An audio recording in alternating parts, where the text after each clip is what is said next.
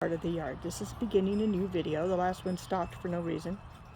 Okay, and here's the blue, well, it looks purple in the video, but that's really pretty rosemary in full bloom. And here is the rosemary and the sage that we moved when we added onto the deck and had to tear out the herb bed. So this is the new herb bed that is replacing the one that these bushes were in. They were really, all the bushes were really big in the herb bed, and I think it'll only take it maybe 2 years to catch up again and fill in this space. There's out to our pasture. Well, we've had a big windstorm and it blew over the table. But before I go that direction on the yard, I'm gonna go this way. You can see the apple tree is finished blooming and covered with apples. The plum tree is finished blooming and covered with plums. And the poppies today, because it's raining, they aren't open. When the sun is shining, they are gorgeous. The chives were in the herb bed and did terrible, and I moved them, and they are really happy in this spot. And that yucca just languished for years, and I moved it to this warm, sunny spot, and it's very happy now. We've decided that we like Dusty Miller as a perennial, and I try to just keep it cut back so it isn't just completely crazy looking, but it adds some brightness. And all of the different varieties of dianthus are blooming beautifully, and they last a really long time. Some of the Rudbeckias are coming up, the gladiolas are coming up. Uh-oh, Mo's starting up her little tractor. She's been hauling a lot of leaves in and out. Here's our crepe myrtles that have the early spring leaves on them. And for reasons that we cannot understand, the one up here doesn't get nearly as big and leafy and flowery as the one out here. It might have something to do with sunshine, or maybe proximity to the huge 175-year-old Doug fir and probably 200-year-old ponderosa pine, and we think 175 to 150 to 175-year-old oaks. I think these little flowers don't like them that much. More dianthus. There's a dahlia that I left in the ground that I got from Laura, and it's coming up beautifully this year. I think I've had it for about 4 or 5 years now. And more dianthus. And Mo wanted to know why we didn't have Sweet William, and I says, well, we do have Sweet William. It came from Rocky Point, and there it is. And we also have salvia, the blue summer annual salvia, which is coming up again beautifully. All the little annuals that I planted in here, most of them come back. The only things that don't come back are the really bright zinnias. I have actually the verbena is doing really good, and I planted those gladiolas in a pot so the stupid moles wouldn't eat them. And there's another big Dusty Miller that needs some work. There is some of our blue fescue that sort of reseeds in all kinds of crazy places that I take around and put in different parts of the yard. A Rudbeckia that even has a flower on it. Okay, so this is the summer, what I call my summer annual bed, but it seems like it's sort of turning into a bit more of a biennial, perennial, probably bed that I tuck a few annuals in just for fun. And then here, in mid-May, we finally have some leaves on the, can you see there? It's not in focus. It still isn't in focus. I don't know how to make it focus. Well, anyway, we finally have some leaves on our catalpa tree, which is later than it has ever leafed out. And also those little, oh, it starts with a C. So when you're doing this, you should at least remember the names of your flowers. Anyway, they're wonderful.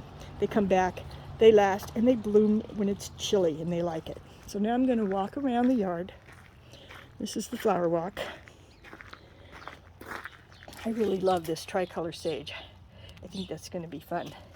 And lemon thyme and regular thyme and rosemary and dark purple sage and some more thyme and a beautiful Greek oregano that is delicious. Now here we have where you store stuff under the porch. But this part of the porch gets rain and that part doesn't, so you got to be sure if you want it to stay dry to get it back in there. These are the canna pots. There's 3 of them, and these cannas just grow like crazy and come back every year.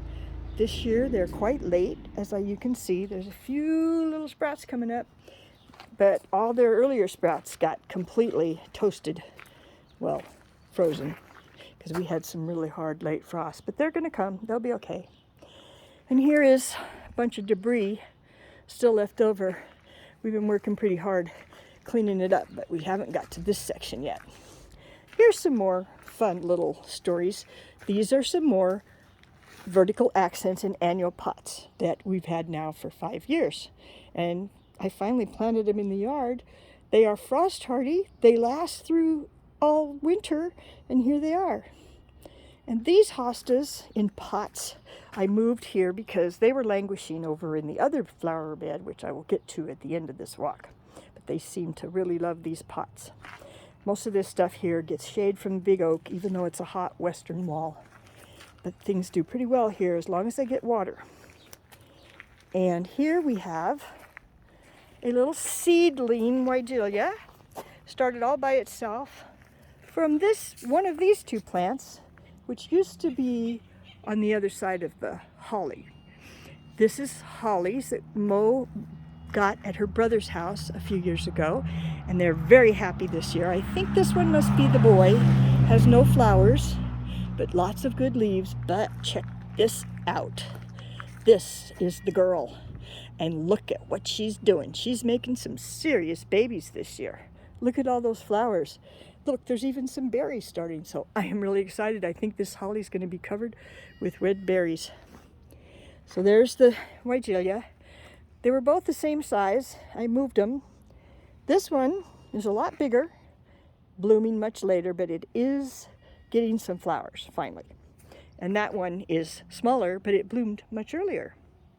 Now, before I walk up into the yard, I think I need to just at least walk down here and show the trees that we planted. This is Johnny's birth tree. Excuse me. Johnny is buried under this tree. His ashes are here. So this is a tree I planted for my son, and I surrounded it with iris, which are really happy in this spot. And it is a multicolored sweet gum that turns all different shades of orange and red and pink in the fall. It's really a columnar tree that won't get too big around, so it won't block our western sunsets. And then this is a thundercloud flowering plum that's deep purple leaves all summer long. And the rabbits tried to eat it, and so Mo covered up this, and now it's getting all these little stems in here. This guy, I got my fingers crossed. I planted it in full sun because almost every place I've planted it in this yard, it flops over. So I'll let you know at the end of the summer how it does. I guess I'll come over and talk about the apple tree. This is a Gravenstein apple tree. It's very old, very decrepit, but oh my gosh, are the apples good. So Mo makes us some wonderful applesauce. She peels them, I make the applesauce, and we get apple pies off that tree. The cherry trees, we had them hacked down a couple years ago because they were just out of control, but it looks like they might just be filling out again. Problem is, this is a sweet cherry that's really good, like almost like a Queen Anne. I can usually get some of them, but that cherry is a pie cherry, and the birds get it long before I do. So, as we walk around the yard here, you can see our maple that we planted in the fall of 2017, and she was a little twig when we planted her. And look at her now. Japanese maple. Bloodgood, one of my favorite trees of all time, and I am so happy to have one. There's another one of our blue fescues that came up somewhere, and they're so pretty.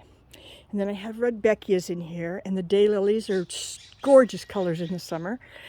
That bush right there made a baby that we planted somewhere else out by Mo's shed. That's the laurel that made a bush. The daylilies are different shades of peach and orange and pink. Love them, love them, love them. There's coneflower. And these are really fun coneflowers. I'll have to do this again in the summer. And then this is the hydrangea, the oak leaf hydrangea that's big and floppy, and Mo always wants me to cut it back, but I'm waiting this year because I want to see the flowers, and then I'll trim it back to bush size. Here is the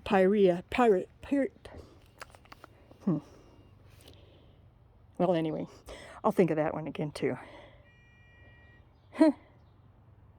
One of my favorite plants. The name just left my head.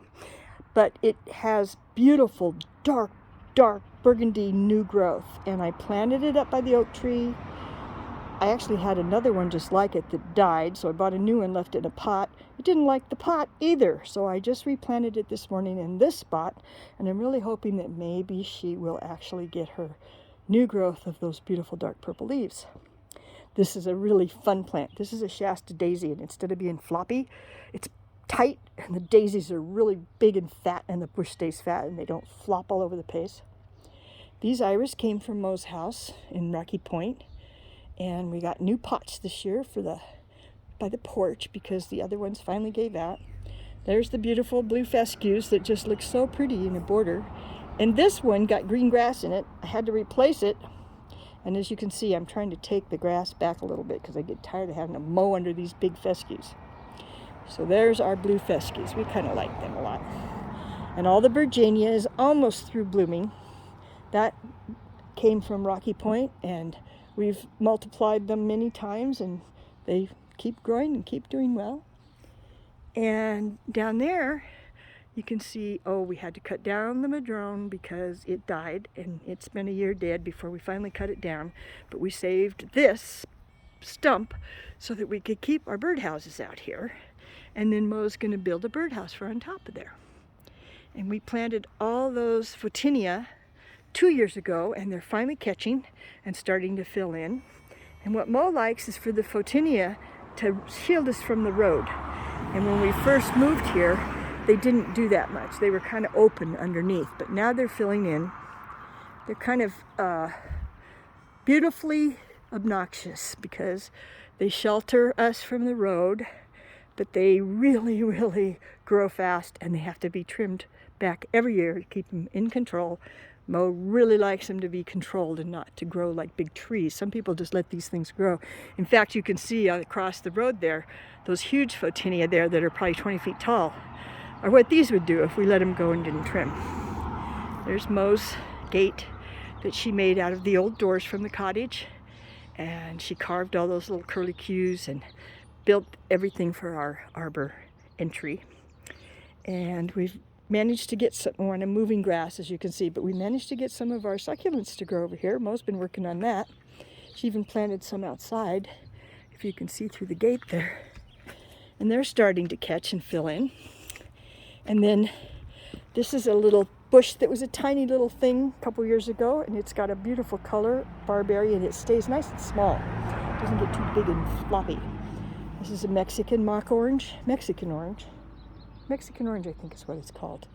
And it got frosted really hard, but that light yellow color is what it does. It has light yellow foliage naturally, and then dark foliage down toward the center, and it's a beautiful plant, except it's a little rough looking right now because it got frosted so hard. Another euchera that I grow in a pot because it didn't like growing in the ground much, but it loves pots. And probably the reason it didn't like going in the ground, because this is probably one of the harder places on the property because of this beautiful old oak tree, which we kept, but we had to trim. But as you can see, it's really tall, and I'm sure it has lots and lots and lots and lots of roots. So anything that grows in this flower bed has to compete with that big oak.